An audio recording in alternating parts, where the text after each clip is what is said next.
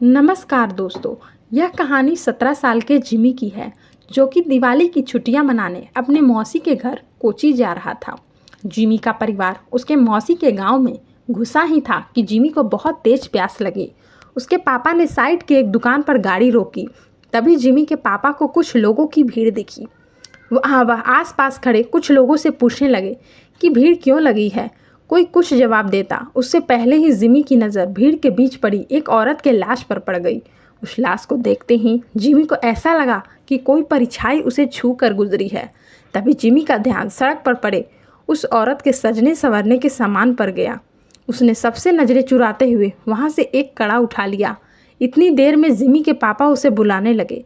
उसने जल्दी से वह कड़ा अपने पॉकेट में रखा और वहाँ से चला गया।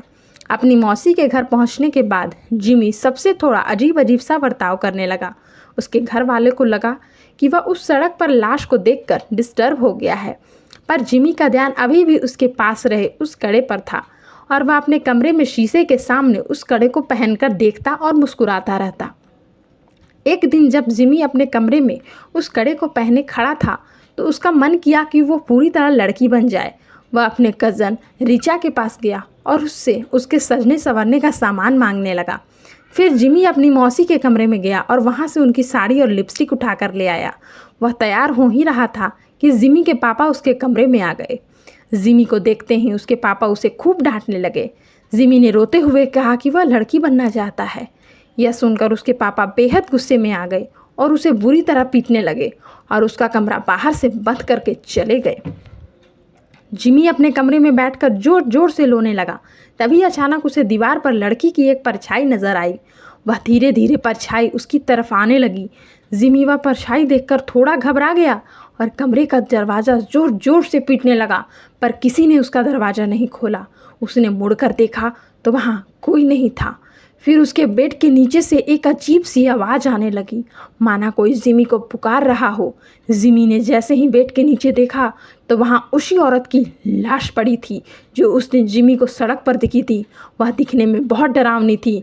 वह औरत उसकी ओर रेंगते हुए आई और जिमी में समा गई। जिमी वहीं बेहोश हो गया। अगले दिन जिमी अजीब तरह से बर्ताव करने लगा। वह अपनी मौसी की साड़ी पहने रहता, लड़कियों की तरह सजता संवरता और सबसे बोलता कि अब से उसका नाम लक्ष्मी है। कभी कभी वह जोर से चिल्लाता और सारा घर सर पर उठा लेता। कभी किसी कोने में दुबक कर बैठ जाता, डरा डरा सहमा हुआ रोता रहता। एक दिन रोते रोते उसने अपनी माँ से कहा कि वह लक्ष्मी है और उसे हर जगह शैतान नजर आते हैं, वे उसे आकर मार देंगे। उसने कहा उस शैतान के पैर उल्टे हैं, दांत खून से सने हैं, लंबे लंबे नाखून हैं और वे उन पर हमला करना चाहते हैं। जिमी की हालत दिन ब दिन खराब होती जा रही थी, लेकिन वह रोज़ लक्ष्मी बनकर सजता संवरता और अपना कमरा बंद करके नाचता। उसके घर वाले समझ नहीं पा रहे थे उसके साथ क्या हुआ है और वो अपने आप को क्यों लक्ष्मी कहे जा रहा है। जिमी के पापा मदद के लिए आस पड़ोस से पूछने लगे। पता करने पर उन्हें मालूम पड़ा कि वह लाश जो उन्होंने उस दिन सड़क पर देखी थी वो किसी और की नहीं बल्कि जॉर्जस लक्ष्मी की थी। जॉर्जस एक लड़के से प्यार करता था और वह अपने नाम बदलकर लक्ष्मी भी इसलिए रखा था। वे दोनों एक दूसरे से शादी करना चाहते थे, लेकिन जॉर्जस के घर वालों को यह मंजूर नहीं था। उसे ऐसा करना एक बहुत बड़ा पाप था और गांव में हो रहे बदनामी की वजह से जॉर्जस यानी लक्ष्मी को सबके सामने मौत के घाट उतार दिया गया। यह बात सुनकर जिमी पापा के रोंगटे खड़े हो गए। उन्हें जिमी के साथ अपने बर्ताव के लिए बहुत पछतावा हुआ। उन्हें समझ में आ गया कि उनके बेटे जिमी के शरीर में ज़रूर लक्ष्मी की आत्मा घुस गई है। वह जल्दी से पूरी बात बताने के लिए घर के लिए निकले। तब तक बहुत देर हो चुकी थी। जिमी उस दिन भी अपना कमरा बंद करके नाच रहा था।